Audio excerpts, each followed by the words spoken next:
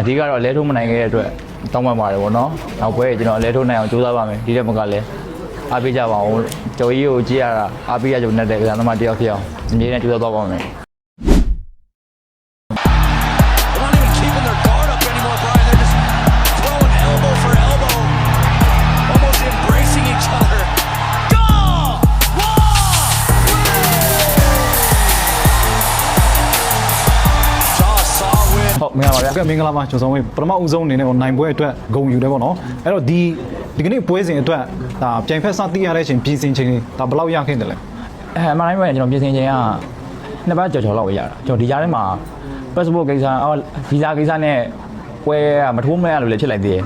အားလုံးပေါင်းတွဲဆိုင်ချိန်တာ4ယောက်ဗျကျွန်တော်ဒီပွဲမနိုင်ခင်4ယောက်ချိန်တယ်ကျွန်တော်လက်မှတ်ထိုးတဲ့အချိန်မှာကျွန်တော်သူနေမှန်းသိရတာအဲ့မနိုင်ခင်ကျွန်တော်4ယောက်လောက်ရှိတယ်ချိန်တယ်ရက်ကလည်းချိန်သွားတာအမှန်တိုင်းပြောရမယ်ဆိုရက်ကကျွန်တော်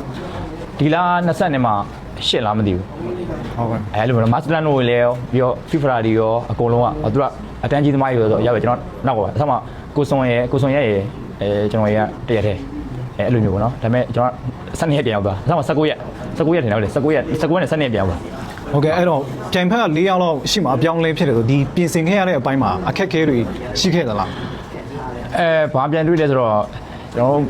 ်အဲ့ဘောနော်ဒါကတော့အခုကိုကြုံတွေ့ရတဲ့အကြိုင်ပြောရမယ်ဆိုရင်ဟိုပြိုင်ဘက်ကိုကျွန်တော်လေးလာချိန်ဆိုတော့နည်းသွားပြီနည်းသွားတဲ့အချိန်မှာကိုယ့်ဘက်ကဘာလုပ်ရတော့မလဲဆိုတော့ကိုယ့်ဘက်ကပဲအကောင်းဆုံးပဲပြင်ဆင်တော့ဟိုတက်ကွက်ဆိုရင်လေအဆုံးပေါ့မင်းကိုကဆိုကို training ကောင်းဟိုအဆုံးဟိုဖြစ်ပေါ့နော်အဲ့ဒီပြိုင်ဘက်ကိုကျွန်တော်မြန်မာနိုင်ငံမှာဆိုရင်ပြိုင်ဘက်တရပြီဆိုရင်ပြိုင်ဘက်ထိုးလုံးမယ်ကျွန်တော်လေ့ကျင့်ကြတော့ပေါ့နော်အခုဒီမှာတော့အဲ့လိုမရတော့ပြိုင်ဘက်တွေအများနဲ့ချိန်တစ်ခါလေကြာရင်မနေ့ပြန်ထိုးမှဒီနေ့ချိန်နေတယ်အဲ့လိုစစ်စစ်ပွဲချိန်မှာချိန်သွားတဲ့မျိုးကြီးကြုံမှုမှာပေါ့နော်ခါအဲ့လိုမျိုးရှိမှာပေါ့နော်အဲ့လိုမျိုးကြောင့်ကျွန်တော်တို့ကကိုတက်ကျွမ်းတဲ့ဟာကိုပဲကို training ကိုပဲဟိုဖြစ်တော့ပေါ့နော်အဲ့လိုမျိုးပါဟုတ်ကဲ့ပါအဲ့တော့နောက်မီဒီယာကဘေးချင်း AC ကျတဲ့ချိန်ကိုပြီးလို့ရတယ်နော်အဲ့တော့ဒီကနေ့ပွဲစဉ်မှာထူးခြားလေးတွေ့တယ်ပေါ့နော်ဒီတရောင်တွေပူလာနေပြီးချိန်မြင့်တွေပူတုံးလာနိုင်ခဲ့တဲ့ထိချက်တွေကလည်းဒါပြောမှဆိုရင်တိကျမှုပိုင်းမှာအရင်အထက်တော်တော်လေးထိချက်တွေရခဲ့တယ်ပေါ့နော်ဒီလိုရဖို့အတွက်ရှိမှာဒါဘလို့အခက်ခဲတွေဒါရယူပြီးတော့ပြင်ဆင်ခဲ့တယ်လေခက်ခဲကတော့မျက်ရည်ကျတဲ့ဘောင်းတွေရေဘောင်းတွေမနေဘူ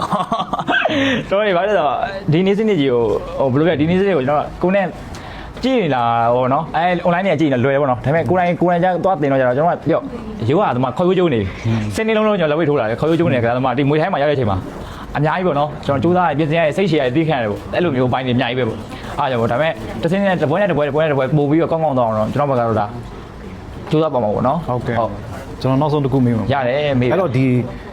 ီလိမ့်နေကြနဲ့ဒီဆမ်မီဒန်နဲ့ပွဲပြီးသွားတဲ့နောက်ပိုင်းပေါ့နော်ဒါဒီကနေ့ထိုးတက်ခဲ့တဲ့ပွဲဒီဂျားမှာဆိုရင်အဲ့ရှေ့အရှုံးကနေပြီးတော့မှကို့အတွက်ဒီအကြီးမားဆုံးတော့ဒီပြုပြင်ပြောင်းလဲမှုဆိုပါဖြစ်မလဲပေါ့နော်ဘယ်လိုပုံစံမျိုးနဲ့ဒီကနေ့ဆွမ်းဆောင်ကြီးပုံစံမျိုးထွက်လာအောင်ဂျားထဲမှာဒီပြင်ဆင်ခဲ့ရတဲ့အပိုင်းပြုပြင်ခဲ့ရတဲ့အပိုင်းလေးတွေဒါပြောပြပါကျွန်တော်အများကြီးပြုပြင်လဲဆိုတာဒီကလင်ပိုင်းတွေကျွန်တော်ဒီနေ့ပွဲတော့ကျွန်တော်ကလင်ပိုင်းတွေအားနေတယ်လို့ကျွန်တော်ခံရတာပေါ့နော်နောက်တစ်ခုကစိတ်လောတဲ့အပိုင်းတွေကျွန်တော်ပွဲကိုဖြတ်ကျင်တော့လောကြီးတဲ့အပိုင်းတွေပေါ့နော်အဲ့ဒါတွေကျွန်တော်အများကြီးပေါ့ပြီးတော့နီးစင်းတဲ့ပိုင်းတွေပြီးတော့နောက်တစ်ခုကအဓိကပြင်ဆင်တာတော့ကျွန်တော်ရဲ့ဒီစိတ်ပိုင်းဆိုင်ရာပေါ့နော်စိတ်ပိုင်းဆိုင်ဆိုစိတ်ငြိမ်ဖို့ပေါ့နော်အဓိကစိတ်ငြိမ်ဖို့ကိုကစိတ်မငြိမ်ပဲနဲ့ထိုးရင်တော့ဇောကြီးတော့ကြတော့အဲ့လိုဟိုဖြစ်သွားတော့ပေါ့နော်ဟုတ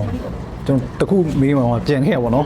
်ဒီဒုတိယ1ဒုတိယပွဲမှာပေါ့နော်ဒါ flyweight ထိုးတယ်အခုကျွန်တော်တတိယပွဲမှာဆိုရင်ဘန်နာ weight တန်းထိုးတယ်ပေါ့နော်အဲ့တော့ဘယ်လိုရွေးချယ်ဖြစ်တော့လဲ weight တန်းနဲ့ပတ်သက်ပြီးကျွန်တော် weight ချိန်တာတော့60တင်မှာလုံးဝမဖြစ်နိုင်တော့ဘူးသိတယ်ပါဝါကြလို့လားဘာအကြောင်းရင်းကြောင့်လဲပေါ့နော်အဓိကတော့အစားတော့ပေါ့အစားတော့ပြီးတော့အကုန်လည်းအသားမကြိုက်တဲ့ weight ဆိုတော့ကျတော့ weight ချခက်ခဲပြီးတော့ကျွန်တော်မြန်မာနိုင်ငံမှာ83လောက်ထိုးနေဒီမှာ60တင်ဆိုဩဒါဆိုရင်တော့ဘန်နာ weight ကလုံးဝအသားကြမဲ့ weight တန်းလို့တတ်မှတ်ရအောင်ပေါ့နော် okay ကောင်းပြီဟုတ်အဲ့ဝယ်လာမှာခပတ်တွေရတယ်ခပတ်တွေထားနေကြโอเคကောင်းပြီ60တင်ပါပဲရှိတော့โอเคဟုတ်ပြီဒီပွဲအတွက်ပေါ့နော်ဒီလေးကိုပြင်ဆင်ပေးတဲ့လူတွေကပတ်သက်လို့လည်းအဲ့ဒီလူတွေတို့ကြတော့ပြီးပေးတဲ့ဖိုင်နဲ့ဆက်ပြင်ဆင်ပေးတာတော့အဓိကကတော့ဖိခိုင်းကိုင်းဖိချန်ဖိခိုင်းပြီးတော့ဖိကော့ပြီးတော့နောက်တစ်ခုဘောက်စင်ဆရာမမှန်ဆိုတော့ရှိသေးရဲ့ဗျအဲ့တော့ကျွန်တော်နီးပြ4ယောက်လောက်ပေါ့နော်နီးပြ4ယောက်လောက်လည်းပေါ့အဲ့လိုမျိုးပြင်ဆင်တော့ကျွန်တော်ကိုကလပ်မှာတော့ကိုမကျွမ်းတဲ့ဘိုင်းအကုန်ပြင်တယ်အဲ့လိုမျိုးနော်ဟုတ်အဆုံးအနေနဲ့ပေးသက်ပါလို့ဒီညတော့နိုင်ပွဲရပေးတဲ့အတွက်နိုင်ပွဲရအောင်နိုင်ပွဲရပြီမဲ့အလဲထိုးအဓိကတော့အလဲထိုးမနိုင်ခဲ့တဲ့အတွက်တောင်းပန်ပါတယ်ဗောနော်နောက်ပွဲကျွန်တော်အလဲထိုးနိုင်အောင်ကြိုးစားပါမယ်ဒီတက်မကလည်းအားပေးကြပါအောင်ကျော်ကြီးကိုကြည့်ရတာအားပေးရကြုံနဲ့တဲ့ကစားသမားတယောက်ဖြစ်အောင်အမြဲတမ်းကြိုးစားသွားပါမယ်ကျေးဇူးပါလို့ဟုတ်